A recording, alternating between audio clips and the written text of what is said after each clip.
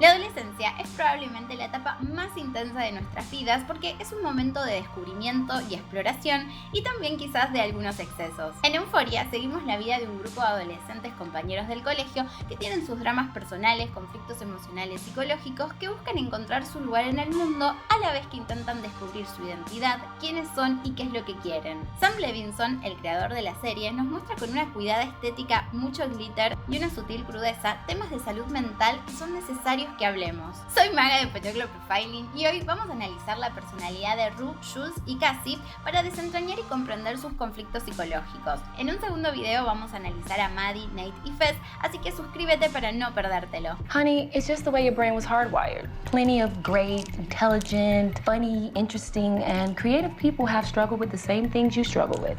Comencemos analizando a Rue. Ella tiene un problema de consumo adictivo de sustancias psicoactivas, es decir, es adicta a las drogas. La explicación que recibe y con la que ella se queda es que su adicción se debe a que ella ya viene cableada así. Pero vamos a descubrir que su adicción no solo depende del factor biológico, sino también que es una mezcla de otros factores también. Desde niña la vemos con dificultades para lidiar con sus emociones, siendo diagnosticada tempranamente con el trastorno obsesivo compulsivo, TOC, y con el trastorno de déficit de atención con hiperactividad, TDAH. Sobre este último no voy a profundizar mucho, más que decir que se diagnostica en la niñez y que implican dificultades para que el niño pueda prestar atención y quedarse tranquilo, ya que tengo mis dudas de si Rue tuvo este trastorno o es un caso más de sobrediagnóstico. De lo que sí vamos a hablar es de su TOC. Este trastorno implica un desorden en el que aparecen pensamientos indeseados, intrusivos, que la persona no puede evitar y por ende le genera angustia y ansiedad. Entonces, para deshacerse de ese pensamiento y evitar la angustia, la persona siente que tiene que hacer algo, que tiene que reaccionar, conformándose entonces una compulsión. En Rue vemos cómo necesita terminar de contar y si no la dejan es invadida por la angustia. Además, desde niña sufre de ataques de pánico que también se derivan de este trastorno obsesivo compulsivo. Por uno de estos ataques es llevada al hospital donde tiene su primer encuentro con las drogas psicotrópicas. Le inyectan Valium, que es un potente sedante y ansiolítico que finalmente la libera de su angustia y ansiedad. Suddenly, the world went quiet, and I felt safe in my own head. Así, Rue descubre que estas drogas la ayudan a lidiar con sus emociones y pensamientos negativos, pero lo que no entiende es que tan solo las ponen en pausa, para que luego vuelvan con la misma o mayor intensidad.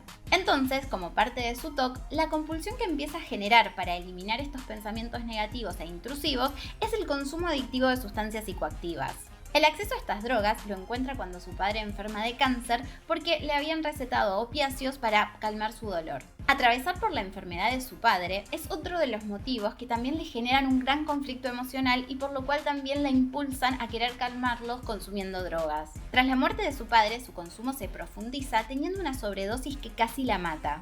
Además de su TOC, Rue tiene ciertas características de personalidad que la tornan susceptible a desarrollar una adicción. Rue tiene un caudal emocional muy potente y es esta la habilidad emocional lo que genera que cuando está feliz el pico sea muy alto y cuando está triste la depresión sea muy profunda. Además, intercambia entre estados de ánimo muy rápido, lo que nos habla de una personalidad border. Rue creció sin herramientas para poder manejar y comprender su desborde emocional, ya que no le dieron un espacio donde pudiera hablar y ser escuchada, sino que simplemente la medicaron.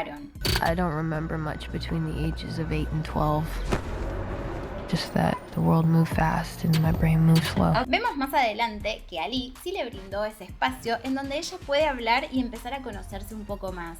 Rue entonces no solo venía predispuesta a desarrollar una adicción porque su cerebro estaba así cableado, sino también que le ocurrieron sucesos en su vida que moldearon su personalidad y que derivaron en los trastornos que ya mencioné. Además de estar inserta en un medio en donde acceder a estas drogas es demasiado fácil. De hecho, actualmente Estados Unidos está atravesando la mayor crisis de narcóticos de su historia con esta epidemia de adicción a los opiáceos. Mientras menor sea la edad de inicio del TOC en personas con personalidad border, mayor probabilidad hay de que se desarrolle una adicción. Una de cada 4 personas border con TOC desarrolla una adicción. Yo trabajé un tiempo en una clínica de trastornos de la conducta alimenticia y se veía muchísimo la asociación entre la personalidad border y la adicción. El trastorno límite de la personalidad o border y el TOC necesitan, además de medicación, el acompañamiento psicológico, cuestión que no vemos en Rue incluso después de su sobredosis. You have no fucking idea. Cuando conoce a Jules, percibe en ella ese mismo desborde emocional como cuando es testigo de cómo Jules se corta tras el hostigamiento de Nate. Rue se identifica con la vulnerabilidad y el dolor emocional de Jules. Estando juntas, siente la misma sensación de euforia que cuando consume. ¡Lo dijo! ¡Lo dijo! Con ella, su mente se siente en paz y tranquila, por lo que se engancha a Jules a pesar de conocerla hace muy poco. Entonces vemos que Rue reemplaza las drogas por lo que le genera Jules. Pero cambios tan significativos como dejar de consumir no pueden hacerse por los demás, se tienen que hacer por uno mismo. Rue y Jules muestran comportamientos de alto riesgo que se originan por sus trastornos emocionales. Y aunque sus conductas y personalidades son muy distintas, sus patrones emocionales las acercan. Sin embargo, Jules no se atreve a comprometerse en una relación con Rue por dos motivos. El primero es que Jules tiene conflictos con su identidad mucho más profundos que los propios de la adolescencia porque involucran su identidad de género. Entonces no está segura de lo que quiere. Este conflicto arranca en su infancia cuando se sentía muy incómoda con su cuerpo de varón porque ella era una niña. Esta incomodidad y rechazo la angustiaba tanto que al no saber cómo lidiar con ella se cortaba. Esta depresión, derivada de la nula identificación con el propio cuerpo, es lo que se llama disforia de género. Pero el tratamiento no es una internación psiquiátrica como hizo su madre cuando Jules tenía 11 años, que la llevó engañada al hospital. Esto solo aborda el síntoma y no la causa. Actualmente el tratamiento implica una combinación de psicoterapia, tratamiento hormonal y cirugía para poder compatibilizar el cuerpo con la identidad de la persona. Gracias al apoyo de su padre, esto es lo que puede hacer Jules comenzando su transición a los 13 años. Pero el conflicto de identidad persiste porque ser mujer implica mucho más que solo el aspecto físico. Entonces Jules intenta definirse a través de lo que cree que los hombres esperan de una mujer: fragilidad, docilidad y pasividad. Es lo que la lleva a tener sexo con extraños de la manera en que lo hace. Pero ella no se siente a gusto con esto. Es más, intenta evadirse de cualquier forma posible. Jules descubre que se siente cómoda estando con Rue, un sentimiento que nunca antes había tenido. Esto nos lleva al segundo motivo de por qué Jules tiene miedo de meterse a fondo en la relación con Rue. Do you wish I was different? Porque ella encuentra simbólicamente en la mirada de amor de Rue la aprobación del género femenino. Y es más, ella se imagina que es la forma en que seguramente su madre la miró cuando era bebé sin juzgarla. Pero justamente es esta identificación de Rue con su madre la que le genera tanto miedo. Porque su mamá también sufre de una adicción, es alcohólica, y Jules cargó con el peso y la culpa de creer que ella era la responsable de su sobriedad. Con Rue le pasa exactamente igual. Siente que la responsabilidad de la sobriedad de Rue es de ella, pero en realidad es de Rue, que en estos momentos ya volvió a consumir pero se lo oculta. Rue es tan importante para Jules porque es la primera persona con la que entabla una relación, un vínculo. A Jules le cuesta integrar el sexo y el amor. Con Rue existe el amor, la intimidad y un espacio para poder sentirse vulnerables, pero no hay mucho sexo, ni deseo, ni pasión. En cambio, con los tipos del motel es todo lo contrario. El sexo hasta ahora fue para Jules una moneda de intercambio con la que recibir el cariño y la atención que tanto anhelaba, y también como una forma de hacerse un daño a ese cuerpo que tanto conflicto emocional le genera. Jules está en pleno proceso de desarrollo de descubrir que su identidad no depende de ser deseable para los demás, sino que ser mujer es un proceso mucho más personal e íntimo. Porque de la misma manera que Rue en su búsqueda para alcanzar la sobriedad, estas decisiones vitales no pueden hacerse por el otro. Jules se pregunta qué es la feminidad, qué es ser una mujer, y en un punto todas las mujeres nos preguntamos esto, y la respuesta no está en nuestras mujeres ni en el deseo de los hombres, está mirando siempre hacia nosotras mismas. She's got a good heart. Yeah. Handle with care.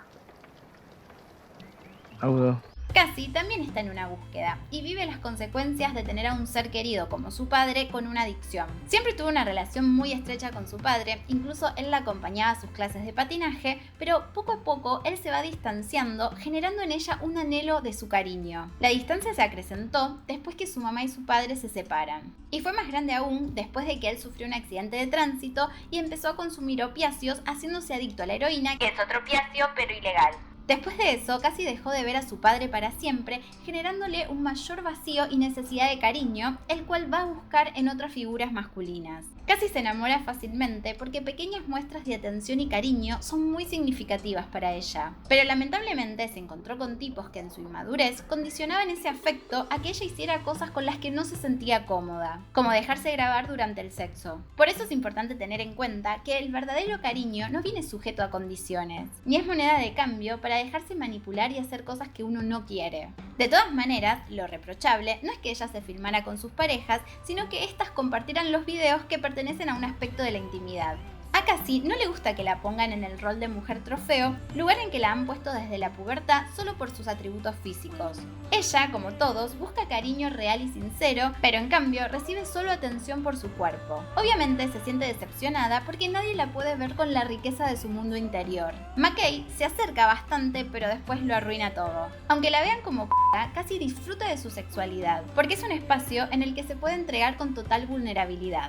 Don't do it again. Unless you ask me first. Además, tiene la madurez para poder comunicarle al otro durante el sexo lo que le gusta y lo que no. La comunicación siempre es importante, y más en estas situaciones tan íntimas, así que no teman en hablar durante el sexo. Cassie está en busca de que alguien la quiera, pero en un comienzo todos le demuestran cariño, por lo que debe calmar sus ansias y darse el tiempo de conocer a la otra persona y no volver a enredarse con alguien que probablemente la lastime. Recordá suscribirte para no perderte la segunda parte del análisis de Euphoria, y si te gustó este video, dale like y déjame en los comentarios con qué personaje te identificas más. Nos vemos en el próximo.